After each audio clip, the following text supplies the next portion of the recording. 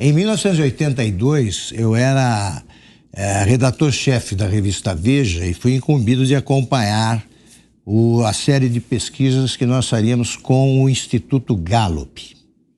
Me lembro, meu amigo Carlos Mateus que estava lá e, de repente, fizemos a primeira pesquisa para os governos estaduais, a primeira eleição direta, a volta da eleição direta para governadores. Fizemos um levantamento em Santa Catarina que dava uma diferença para o Esperidião Amin sobre o candidato do MDB, que eu não me recordo o nome agora, que era de mais ou menos 20 pontos percentuais. Amigos meus de todas as tendências, a gente não estava interessado em ganhar a eleição. Eu disse, olha, essa pesquisa é estranha, porque aqui sempre é muito equilibrado o resultado. E nesse ano não houve nada que modificasse esse quadro. Eu falei com o Mateus. Eu percebi que ele estava preocupado ali, porque ele ia aumentando o número de formulários. Ele hesitava em arredondar aquelas porcentagens e tal. Tudo isso aí aconteceu, eu testemunhando. Aí continuava a diferença, continuavam os telefonemas. Resumindo, para não tomar o tempo que é de vocês.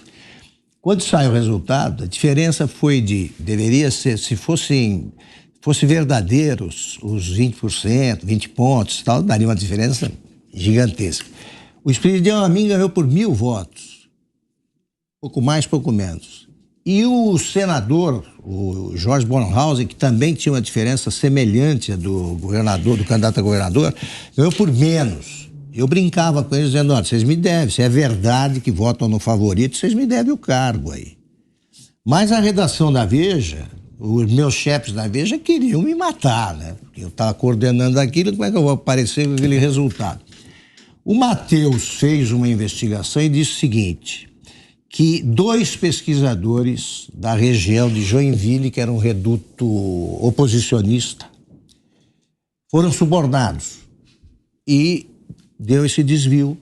Foi constante porque não deu para descobrir antes. Isso pode acontecer, a diferença é essa mesmo que dá. Se você pega 2 pesquisadores, isso aconteceu segundo o Carlos Mateus. Foi a explicação que eu ouvi. Isso é possível? Augusto, aqui, é curioso você falar isso. Aqui no meu livrinho, primeiro capítulo, tá? Eu estudei 562 pesquisas, tá? De 3 empresas de pesquisa que publicavam mais, prefeito, senador, governador. Olha o que acontecia, você falou dos anos 90 aí. Olha o que acontecia, não em Santa Catarina, tá? As empresas de pesquisa superestimavam a votação do primeiro colocado. E eu fui estudar por quê. Olha que loucura é isso, é bem interessante isso, né? A pesquisa, antes da eleição, dava o primeiro colocado, Miguel Arraes, com um percentual alto. Chegava na urna e ele estava baixo. Por que isso? E algo sistemático. Eu fui ver que é o seguinte, isso tinha a ver com a escolaridade média do Estado. Quanto mais baixa a escolaridade média do Estado, maior a superestimação do primeiro colocado. Sim. E maior o voto nulo. Tá? O que acontecia? Por incrível que pareça, a pesquisa estava mais certa que a urna. Em que sentido? A pessoa declarava na pesquisa em quem ela queria votar. Quando chegava na hora de votar, ela tinha dificuldade e anulava o voto. O que acontece? Por exemplo, o voto era nesse papel desse tamanho e ele recebia um santinho que era desse tamanho. Aí pegava o santinho desse tamanho e escrevia tudo aqui. Então esse pedaço anulava e isso aqui ficava em branco. Isso era muito comum quando o voto era no papel. A urna eletrônica fez despencar o voto nulo. O Brasil tem 3 fases de urna eletrônica de adoção.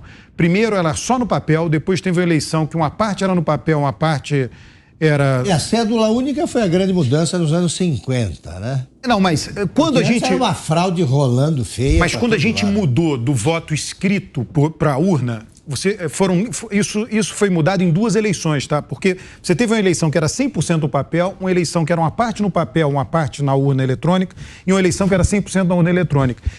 O que aconteceu quando era uma parte na urna e uma parte no papel?